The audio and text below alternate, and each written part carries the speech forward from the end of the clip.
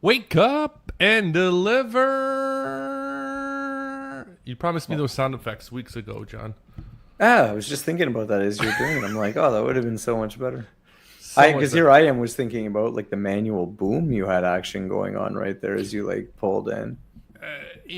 I we're sophisticated in this place. We have a large budget when it comes to our podcast, as everybody knows. And with that podcast, I have to hold my own boom. Sometimes, I mean, sometimes on the desk. We're trying different things. We're playing around with it. But I think what it goes to show you is that obviously this is a very content focused, telling it real how it is kind of offer. And if you're mad because the mic doesn't have a boom, then well, probably We, probably we, we, focus more on the content. we haven't had technical difficulties in a while, so I figured today Yeah, would be that's one true. Actually, that's been one going of really those well. days that we make it happen. We make it happen by getting John to react to some morning coffee and brain food, as we Yeah. call it. And good morning, everybody. We haven't said good morning in a long time. Sorry. We see all the comments. We see everybody. Good morning. Good morning. And on that note, avoiding stupidity is easier than seeking brilliance. Yeah. Yeah. I would, yeah, I agree for sure. You know what I mean? I think sometimes though it's unavoidable to be bumped into other people's choices. But that's a whole other thing. Yeah. Yeah. Yeah. We're doing a close up tonight. Or I think we're gonna do a close up today. Yeah, do whatever. Let's go. Let's go. Let's take it off. We got some good news. We got some bad news. We got some news. We got logistics news. We got a little bit of everything. We're gonna start off with some thunder. John's gonna roll out. Let's hear some thunder here, John, on some logistical nonsense that you think has been going on. Well, I was actually wondering what's the bad news. Like, I mean, if there's bad news, you're bringing that one. I didn't have bad news. Anyways, we'll see later, everyone. I don't. I'm not bringing the bad news. Um, That's okay, rhetorical. oh, it was. It sounded pretty definitive. Anyways, okay. First thing I wanted to bring up, which I thought was interesting, right? We've talked about EVs before. I've shared some of my concerns from EVs, especially, having done a lot of fleet management in the past. I think obviously there's tons of value, and I think that there's still a lot of challenges. But IKEA Canada, anyway, hit the news pretty hard at the end of last week because they now have more of their deliveries happening with an electric vehicle than they do with one with a combustion engine. So they released that 72% of the deliveries that they made in August were with electric vehicles, and they're still, obviously aiming for their goal of 90% by, I think it was 2028. So I think that's super cool. I mean, like, look, the cool thing with IKEA is that they don't charge a premium for it. They don't go out of their way to, try to put it on the customers to do it. They just sort of mandated it by working with the right partners. So definitely kudos and respect for them for doing that. But what I wanted to get your take on, what I wanted to share though, Is it cheaper? it's not cheaper. It's not, well, there's the interesting thing, right? There's no gas and stuff like that, but these vehicles are still more expensive. So net, no, there's no cost savings. There's just no premium if you can, I'm sure there was a government, some kind of help along that to be electrified on that. well, okay, but to your point, so here, this was kind of the crux of like why I wanted to bring it up. So part of the way that they were able to do that was that they installed charging infrastructure in 17 of their locations, their sort of delivery outflow facilities throughout the country, to allow their delivery partners to essentially park vehicles there, charge up, make sure that they're fully charged and things like that so that they can do a full day of delivery. So good, but when you're talking about then your point about like, well, is it cheaper and this and that, like that's always one of my biggest concerns or challenges, at least at this stage when it comes to EVs, is really the charging infrastructure and just how expensive it can get and how big it might need to be depending on what type of fleet you're trying to run.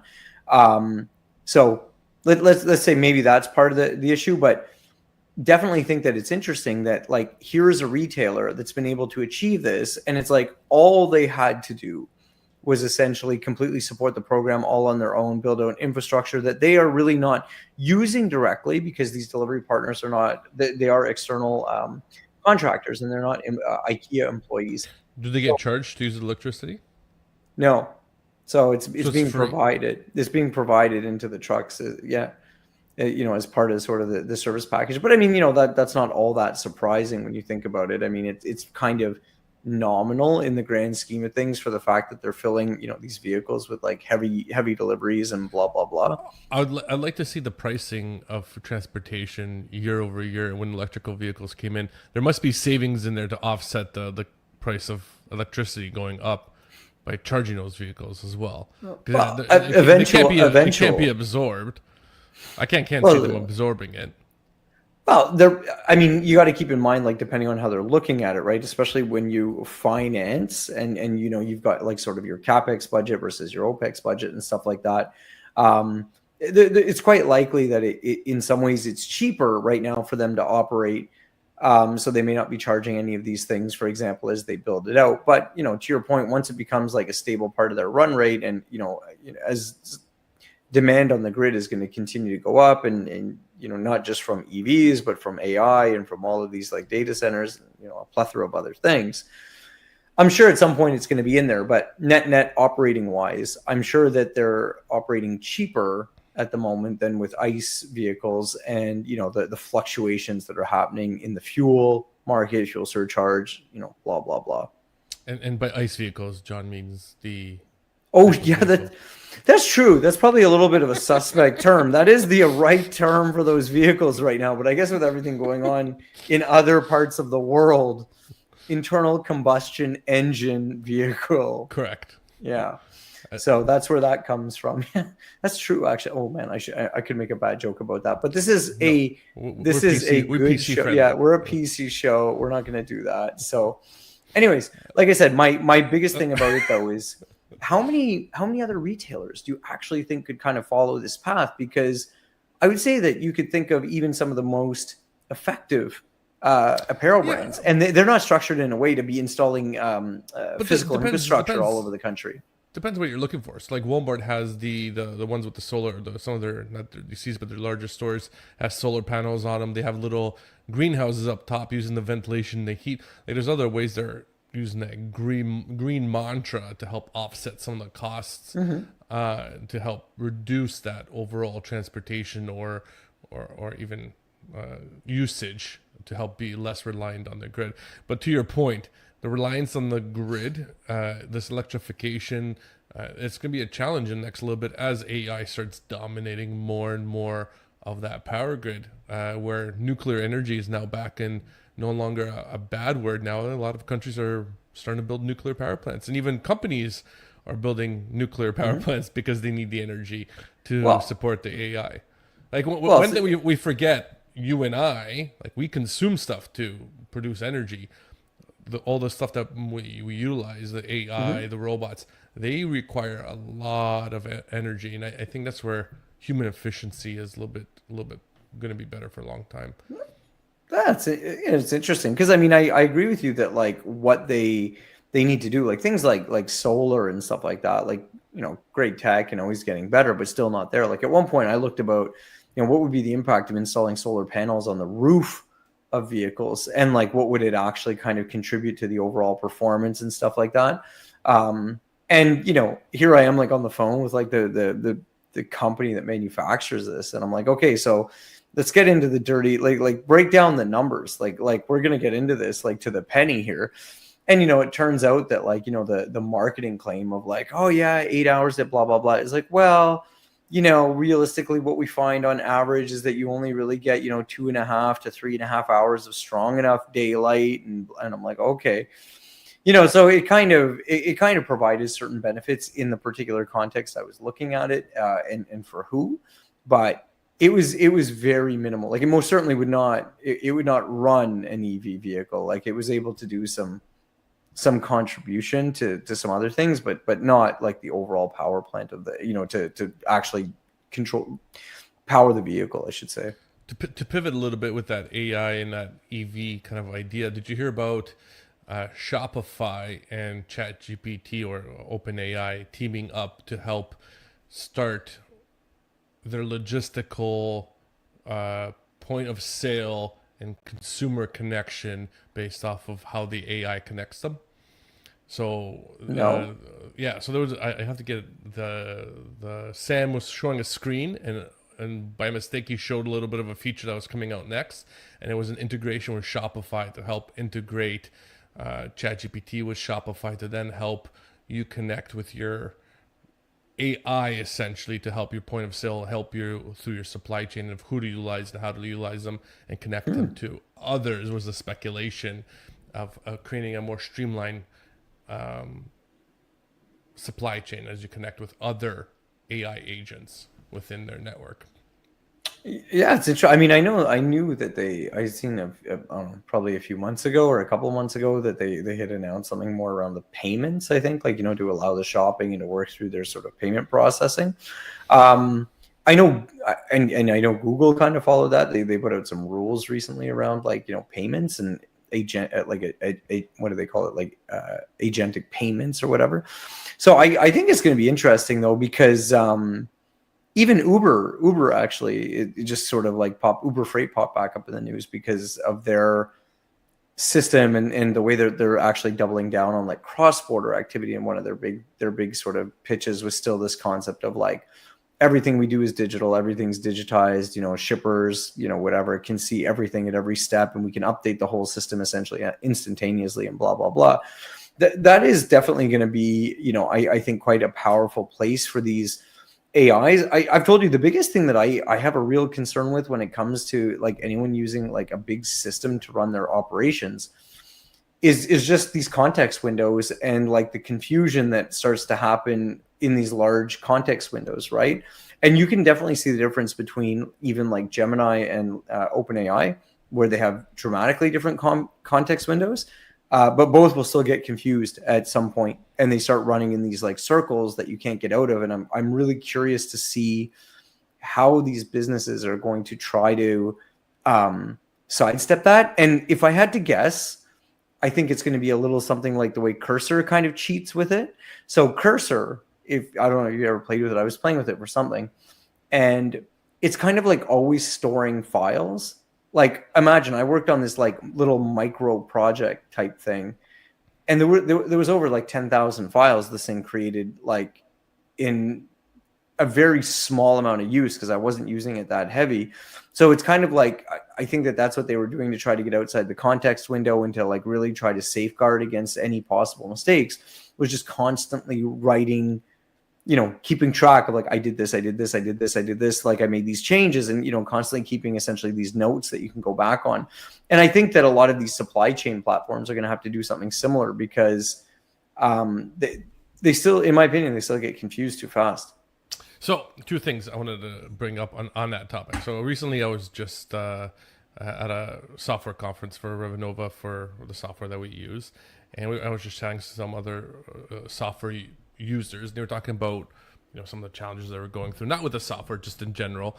And they're talking about how during the hurricane, they had a hurricane down in Florida, and they were underwater and everything was flooded. And obviously the power's out and their system's out. They can't get in touch with anybody. They can't do anything. And in my mind now, just talking to you, is in those scenarios, no system is going to be good, but I can still pick up the phone and call people. I can still divert a truck. But if I can't access the system, if I don't have a backup somewhere to know what's going on, and that's where, like for the most part, I have a list of my own customers. I have a list of who's doing what all the time going through my mind, where that's never going to go away. So when shit hits the fan, my system goes out. We have a blackout. I can still call a few people or get a hold of somebody and be like, hey, listen, this is what's happening in our software. Give us a little bit. We might be late on X, Y, Z. A lot of these softwares, I think, to your point, in a different way, will fail on these abilities to do that. Furthermore, as we have a chat GPT, there's also a new one that came out. I don't know if you saw this one. It was a nefarious one. It was like a phishing GPT.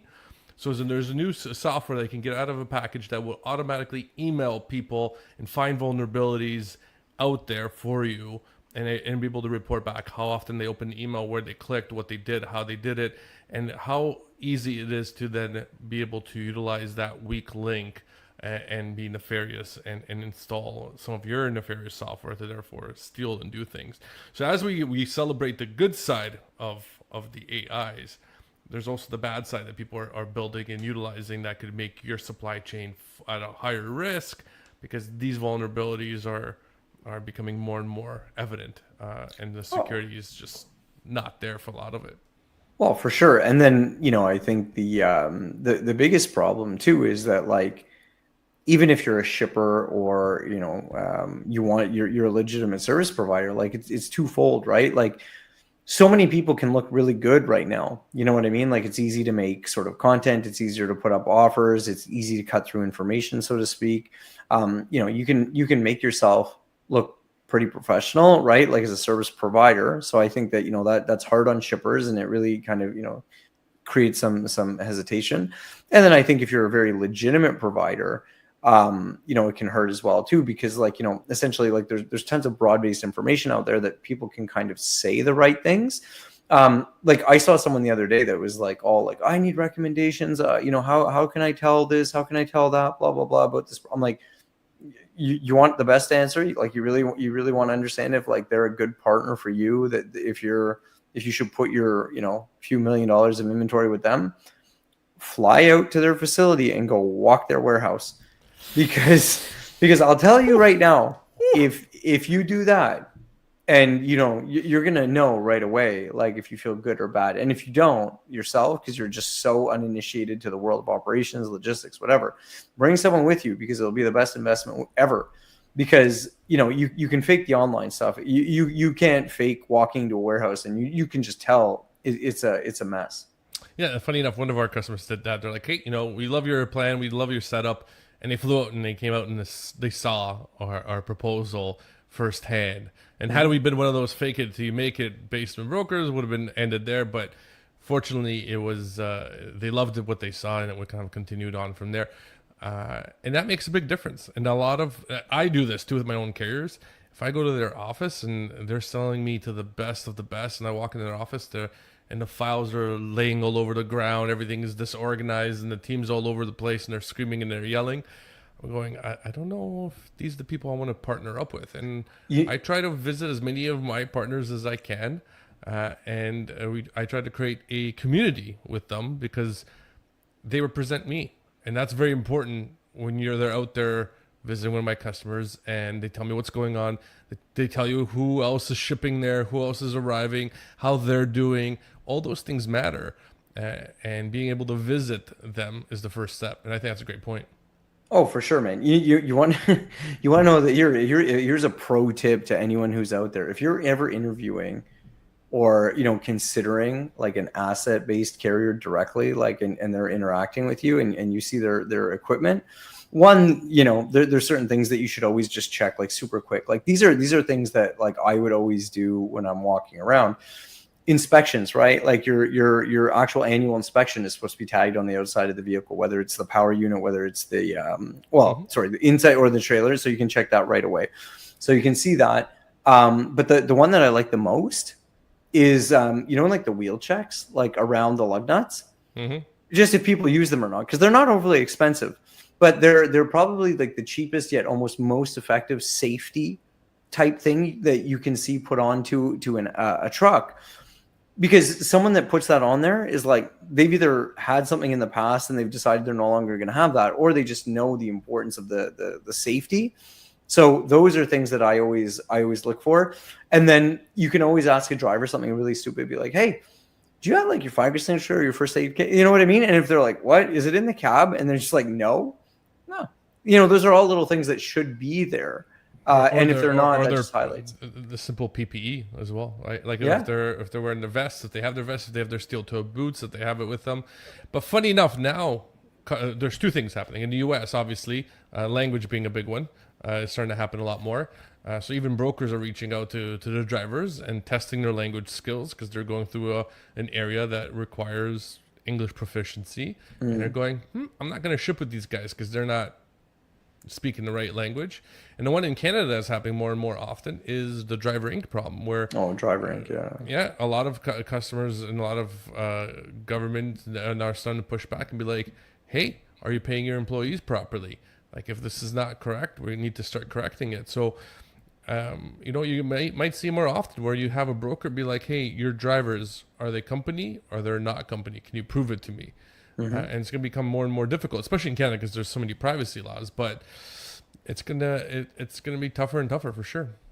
Oh, it's definitely. And funny enough that you're talking about like sort of like contractor subcontracting, because I caught some flack a little bit last week because I made like a couple of bold statements against like some of these like alternative providers, and just talking about like, how they're set up or what they do, or some of the challenges. Because rumor has it that a few of the ones with big logos that have had lots of money thrown at them are not doing so well. So, kind of interesting when you see these like alternative sort of carriers that are really going for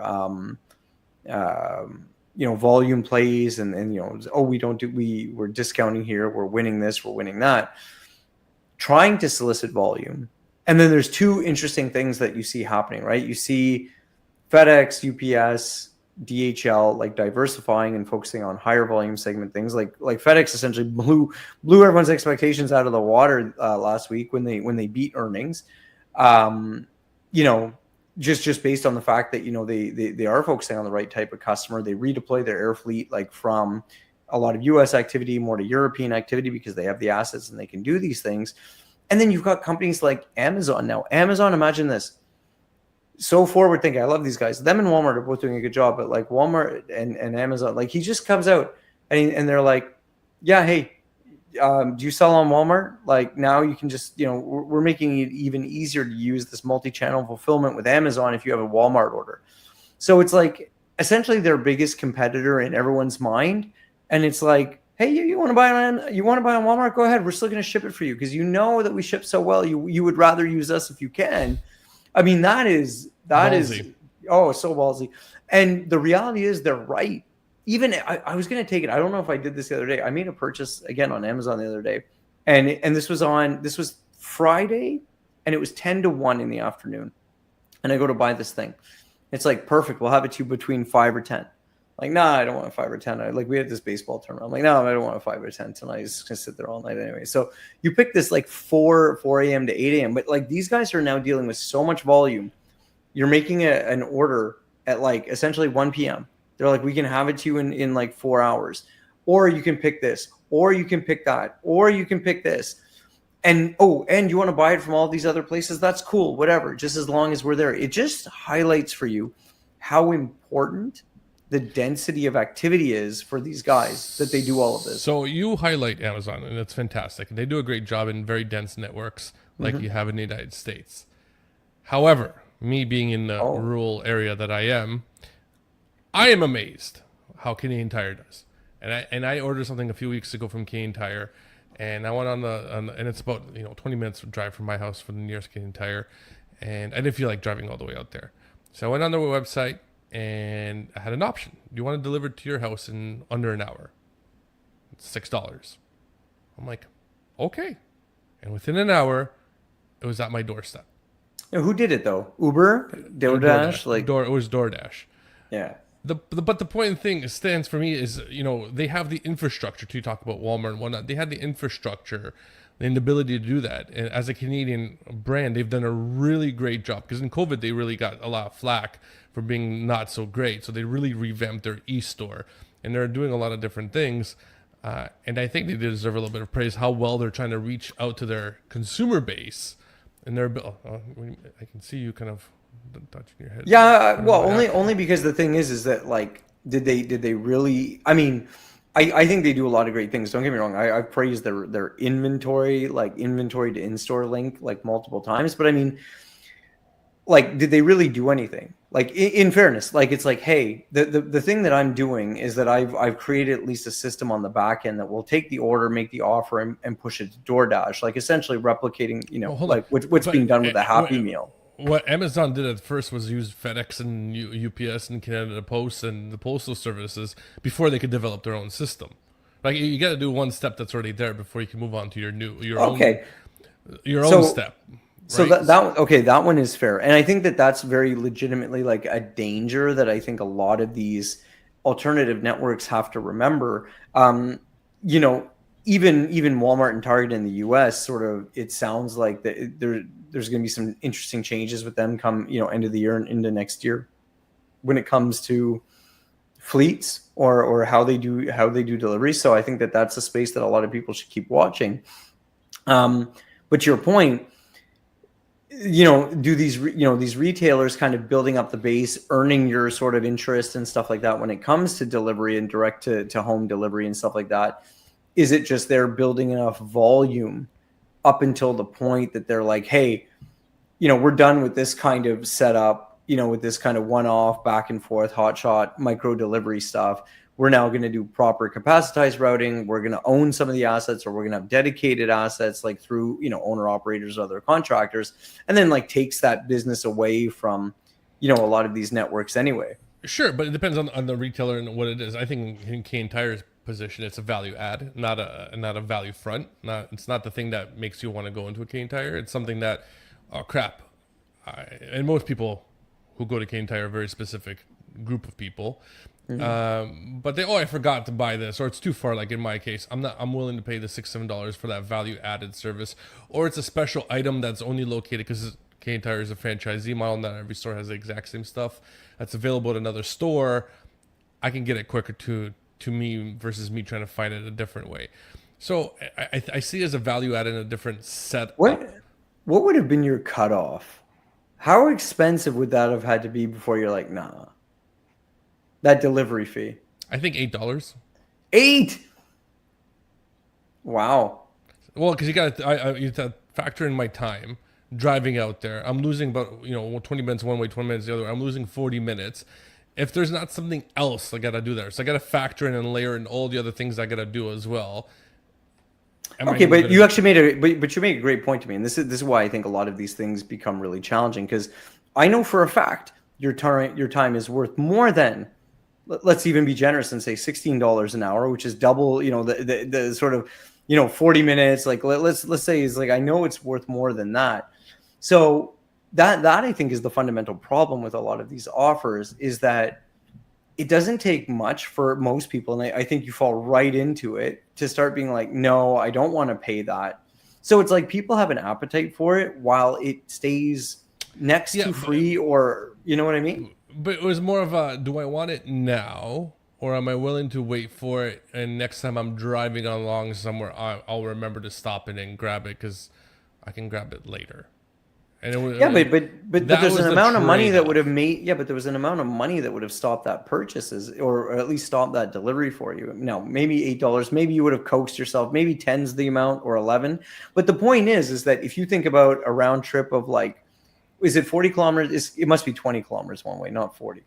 No, it's less than that, but because there's lights and there's this and that, whatever else, right? So it's not even the distance of it. Maybe it's like 12 kilometers away or something like that. Okay, but it's like an hour's time. It's really going out of your way and blah blah blah. Yeah. But that's what I'm saying. I don't disagree with you. I think a lot of people are the same, and I think it's interesting. Amazon, for example, when they're showing you the delivery and the cost or the quote unquote discount you get for being a Prime member, and they've labeled most local deliveries around $6.99, you know, just for people's optics and stuff. But my point with that is that becomes a super challenging business, because the thing is that, you know, most consumers feel just like that about there's a very small threshold that they're willing to pay for, let's call it like commoditized or like sub $100 value product or products of convenience. People will pay shipping on the things that are either one-offs or that they really want to have, or that whatever. But because of that, though, and I'll make this our last final thought because we're out of time,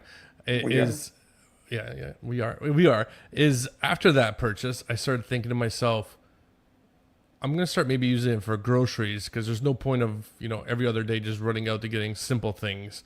Might as well bunch it all together, order it for the cereals and the stuff that's non-perishable, and just have a purchase and someone drop it off for $6, because that seems like a value versus running, you know, the way for me running to the store to go, oh, I gotta grab this, I gotta grab that, and put it all together.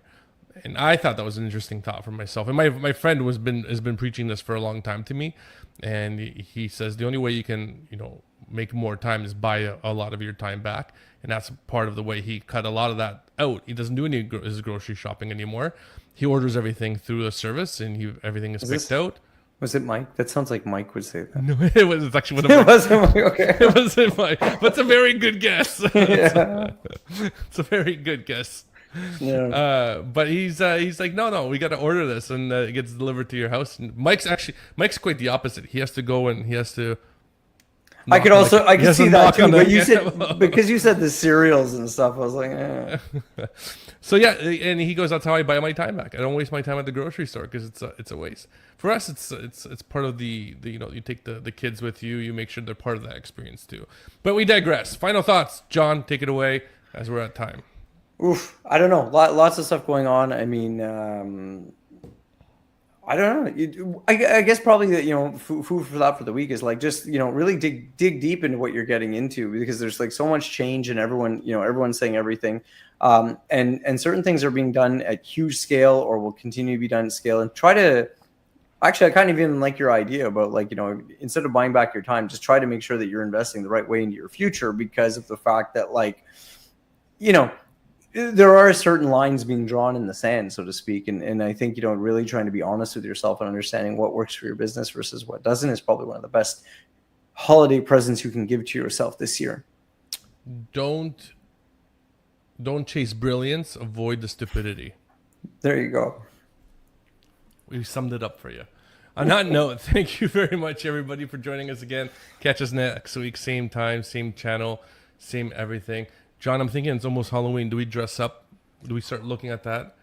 Yeah, actually, yeah. Let's see if we can get some comments. Maybe we should do a poll or something like, what do you want us? What do you want us to wear? Do we just opposite each other? I dress up as you, you dress up as me. Oh my god, yeah! I could go wig shopping and everything.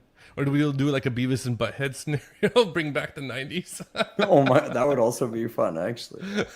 On that note, everybody, we'll catch you guys later. Bye.